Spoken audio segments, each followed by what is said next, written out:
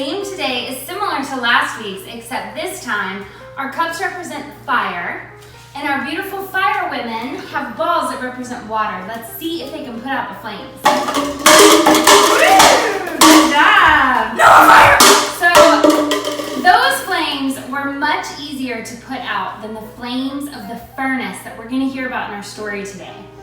3 young men decide that they're going to trust God and not give their worship to someone other than God.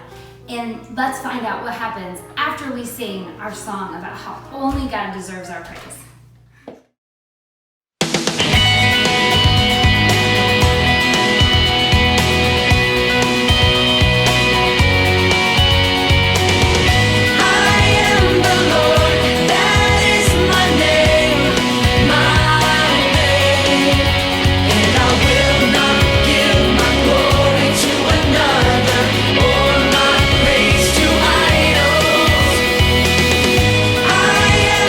Lord.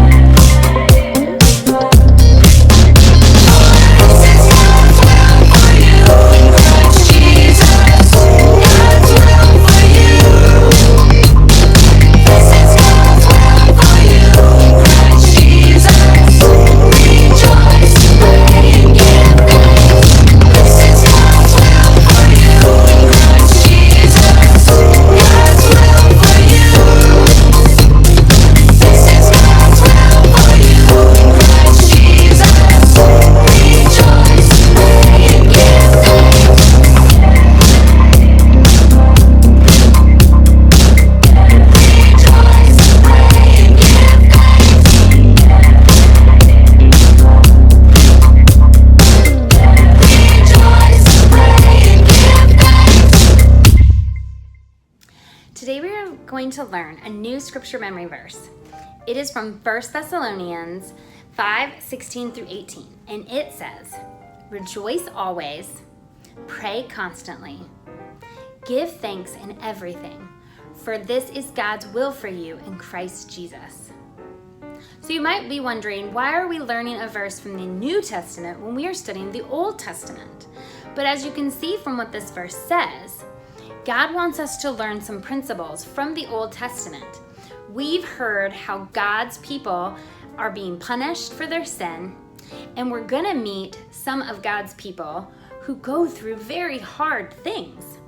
And so God is telling us, and He told them, rejoice, pray, and give thanks, because everything that happens in our lives is God's will, because God is in control, and He can use even the worst things to teach His people and to make us stronger. And so this is how He wants us to think about situations that happen in our lives. So work on this verse, and I hope to hear you say it soon. Hi, I'm Abby, and I live in California. Come, nursery rhyme. There are a lot of ducks in here. Shoot ducks. Let's try around. This is California Park. You can play tennis, you can swim, and that's a parachute.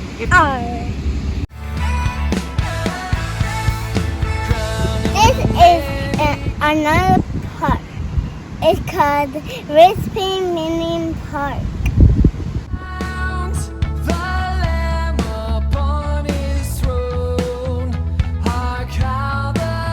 This is everything, Mom. It's a last tourist too. This is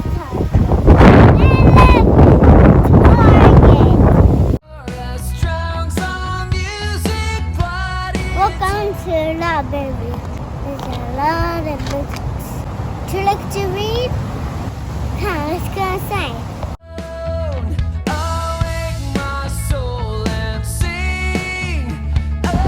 I got a lot of books. Color Bear is great. Please be Color Bear. Very good. Which kid?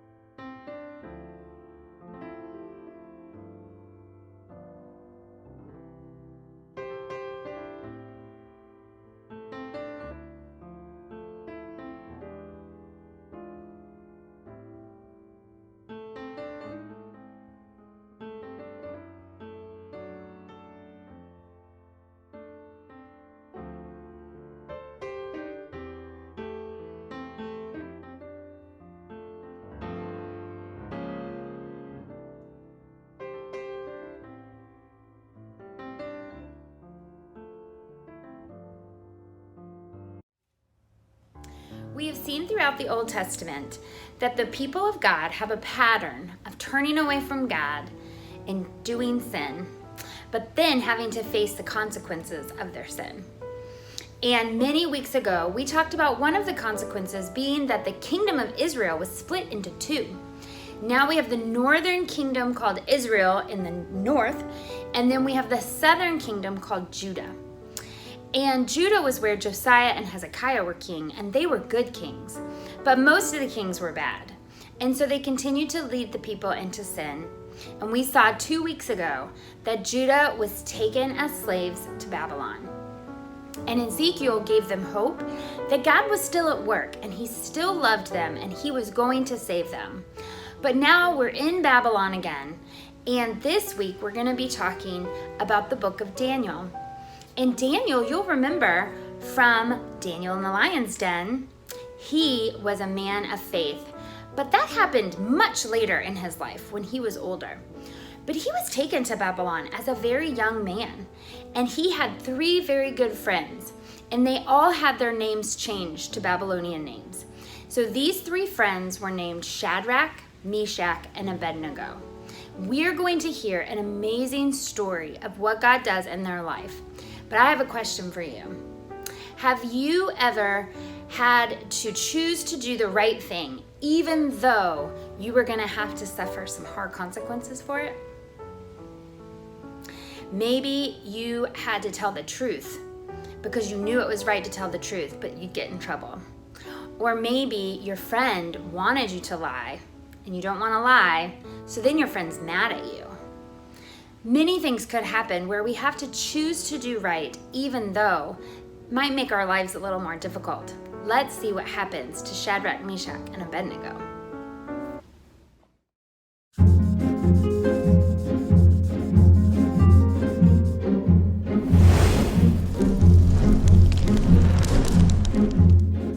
Nebuchadnezzar was the king of Babylon.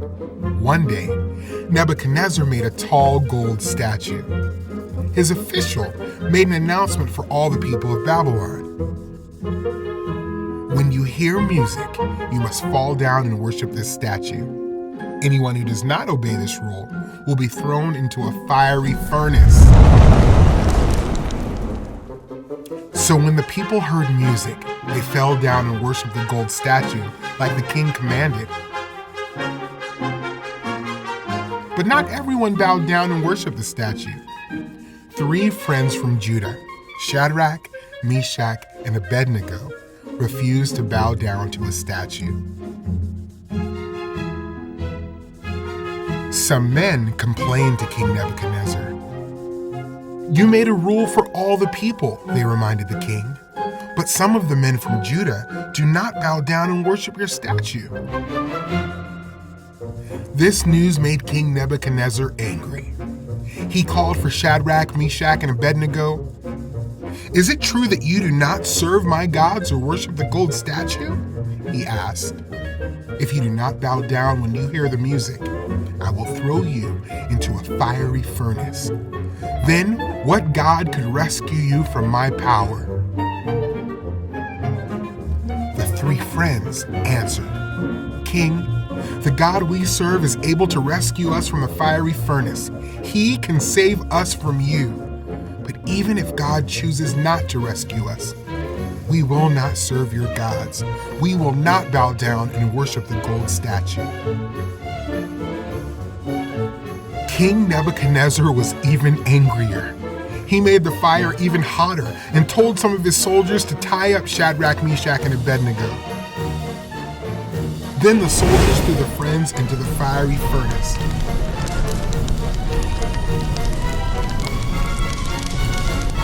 Suddenly, King Nebuchadnezzar jumped up. "Didn't we tie up 3 men and throw them into the fire?" "Look!" the king shouted. "I see 4 men walking around in the fire. They aren't tied up, and the 4th man looks like a son of the gods." Nebuchadnezzar quickly went to the door of the furnace. He called out, "Shadrach, Meshach, Abednego, servants of the Most High God, come here." So Shadrach, Meshach, and Abednego came out of the fire. They had not been burnt by the fire at all, Their clothes did not even smell like smoke. Nebuchadnezzar praised God. The God of Shadrach, Meshach, and Abednego sent an angel and rescued his servants. King Nebuchadnezzar made a new law for all the people.